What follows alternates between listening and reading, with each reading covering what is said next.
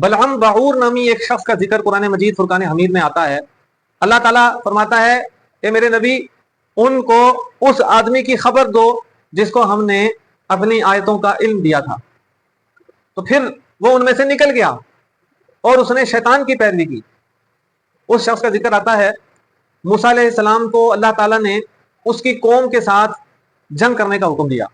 जब जंग के लिए मूसा अलैहिस्सलाम अपनी बनी इसराइल की फौज लेकर गए तो बलअम बाऊर की जो कौम थी वो बलअम बाऊरा के पास आई। मुस्तजाब दावत था, अल्लाह का वली कहलाता था, जैसे ही हाथ उठाता था उसकी दुआ कबूल हो जाती थी।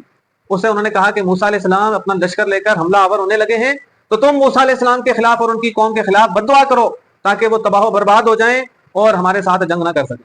तो बलअम बाऊरा ने कहा, वो अल्लाह के रसूल हैं, अल्लाह के पैगंबर हैं, मैं एक आम इंसान हूं, मैं उनके खिलाफ बद्दुआ नहीं कर सकता। अगर मैंने उनके खिलाफ बद्दुआ की तो मैं खुद तबाह बर्बाद हो जाऊंगा। मगर कौम ने उसको लालच दिया और वाकया बड़ी तफसील से लिखा होता है तफसीर की किताबों में। उसने बिल आखिर उनकी बात मान ली, लालच में आ गया, सोने चांदी के लालच में आ गया, जेवरात के लालच में आ गया और खूबसूरत लड़कियों के लालच में आ गया। और इस लालच में आकर उसने हजरत मूसा अलैहिस्सलाम के खिलाफ बद्दुआ करने का इरादा कर लिया। जब उसने बद्दुआ की तो मूसा अलैहिस्सलाम और उनकी कौम की जगह उसने अपनी कौम के लिए बद्दुआ कर दी। और जब कौम ने कहा कि तुम अपनी कौम के लिए बद्दुआएं कर रहे हो, अपने लिए भी, तो उसने कहा कि मेरी जबान पर मेरा इख्तियार नहीं है, मैं कहना कुछ चाहता हूं, मेरी जबान से कुछ और निकल जाता है, इसलिए मैं बेबस हूं और मैं जो कुछ भी कह रहा हूं ये अब तुम्हारे साथ होगा और मूसा अलैहिस्सलाम की कौम को तुम शिकस्त नहीं दे सकोगे। उसने अपनी कौम से कहा कि मूसा अलैहिस्सलाम से जंग तुम कभी नहीं जीत सकते, लेकिन एक काम करो, अगर तुम उसमें कामयाब हो गए तो मूसा अलैहिस्सलाम की कौम तुमसे कभी भी नहीं लड़ सकती। तुम ऐसा करो, अपनी लड़कियों को, नौजवान लड़कियों को फहाशी वाला लिबास पहनाकर, ताकि उनके अंदर जज्बियत आ जाए, बना सवार कर बनी इसराइल के दरमियान में भेज दो। अगर उनमें से किसी एक शख्स ने भी जिना कर लिया और बुरा काम कर लिया तो उनकी कौम कमजोर पड़ जाएगी, अल्लाह उनसे नाराज हो जाएगा, अल्लाह की मदद उनसे दूर हो जाएगी। लिहाजा उन्होंने ऐसा ही किया और अपनी औरतों को, लड़कियों को, खूबसूरत औरतों को, खूबसूरत लड़कियों को बना सवार कर बनी इसराइल के दरमियान में भेज दिया और उन लड़कियों ने अपना आप उनके हवाले कर दिया और उन्हें पेश किया कि तुम हमारे साथ जो चाहो करो, हम तुम्हारे लिए जायज हैं, कोई मुजाहमत नहीं करेंगे। मूसा अलैहिस्सलाम ने अपनी कौम को मना फरमाया था सख्ती से। जब आपको पता चला कि वो लोग ये साजिश कर रहे हैं तो आपने अपनी कौम को मना फरमाया। इसके बावजूद एक शख्स ने जिना कर लिया, वो बहकावे में आ गया, शैतान ने उसको फिसला दिया। उस एक शख्स के जिना करने के सबब अल्लाह की तरफ से उन पर अजाब आया और वो ताउन की बीमारी में मुब्तला हो गए और हजारों लोग उस बीमारी में मर गए। आखिरकार उस शख्स को गिरफ्तार किया गया, उसको सजा दी गई, तब जाके ताउन की बीमारी उनमें से दूर हुई। तो इसमें हमारे लिए वाकया में क्या सबक है? ये जो फहाशी है, बेहयाई है, जिना है, ये ऐसा गुनाह है कि इसकी वजह से अल्लाह की मदद दूर हो जाती है, अल्लाह की रहमत दूर हो जाती है।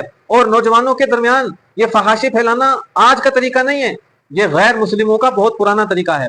और ये उस वक्त हजरत मूसा अलैहिस्सलाम के दौर में जो गैर मुस्लिम थे या गैर मुस्लिम न भी थे, जो बुरे लोग थे, गंदे लोग थे, उन लोगों की सोच थी कि इन मुत्तकी परहेजगार लोगों के दरमियान गुनाह को आम कर दिया जाए, बेहयाई को फैला दिया जाए, फहाशी को फैला दिया जाए, तो ये कभी भी हमारा मुकाबला नहीं कर सकते। तो उन्हीं से सीखकर आज के गैर मुस्लिमों ने मुसलमानों के दरमियान फहाशी को आम किया है और मुसलमान इसको गुनाह भी नहीं समझते। तो याद रखिए, फहाशी, बेहयाई बहुत बड़ा गुनाह है, सख्त हराम है। अगर मुआशरे के अंदर एक शख्स भी बेहयाई का मुर्तकिब होता है, गुनाह का मुर्तकिब होता है, बाकी लोग उसको मना नहीं करते, तो अल्लाह का अजाब उन लोगों पर भी आएगा जो लोग फहाशी के खिलाफ आवाज नहीं उठाते, फहाशी की मजम्मत नहीं करते, बेहयाई की मजम्मत नहीं करते। तो जिन स्कूलों के अंदर, जिन कॉलेजों के अंदर बेहयाई फैलाई जाती है, फहाशी फैलाई जाती है, मोबाइल के अंदर, टीवियों के अंदर जिन चैनल्स पर फहाशी और बेहयाई फैलाई जाती है, हर मुसलमान पर लाजिम है कि उनका बाइकाट करे और उसकी मजम्मत करे। आप जो वीडियो देखते हैं, चाहे वो फेसबुक पर हो, यूट्यूब पर हो, टिकटॉक पर हो, इंस्टाग्राम पर हो, जब आप उस वीडियो को देखते हैं और उसमें इंटरेस्ट लेते हैं, जितना ज्यादा आप उसको देखते हैं उसमें उसकी रेटिंग उतनी ज्यादा होती है। और जब उसकी रेटिंग ज्यादा होती है तो फिर वो सॉफ्टवेयर उसको मजीद लोगों की तरफ भेजता है। तो आप ना चाहते हुए भी उसको शेयर नहीं कर रहे होते आप, लेकिन आपके शेयर ना करने के बावजूद आपकी वजह से उसको जो रेटिंग मिलती है, आपका भी उसमें हिस्सा शामिल हो जाता है। यानी मोबाइल पर वीडियो देखना, किसी भी सॉफ्टवेयर पर, मोबाइल पर जो आप वीडियो देखते हैं, ये एक जाती गुनाह नहीं है, ये गुनाह जारिया हो जाता है। क्योंकि आपके देखने की वजह से, आपके इंटरेस्ट लेने की वजह से وہ ویڈیو اور لوگوں کی طرف بھی جاتی ہے. اگر آپ اس کو ریجیکٹ کر دیں اور اس کو ڈس لائک کر دیں تو اس سے کچھ اس پر اثر پڑ سکتا ہے, اس کو روکا جا سکتا ہے, اور اس کو بلاک کر دیں تو یہ سب سے بہترین ہے. تو ایسی ویڈیوز کو دیکھنا ہی نہیں چاہیے. دیکھیں گے تو ایک تو خود دیکھنے کا گناہ ہوگا, پھر اس کے بعد آپ کی وجہ سے جب وہ دوسروں کی طرف جائے گی اس کی ریٹنگ زیادہ ہوگی اور یہ آپ کے لیے گناہ جاریہ کا سبب بنے.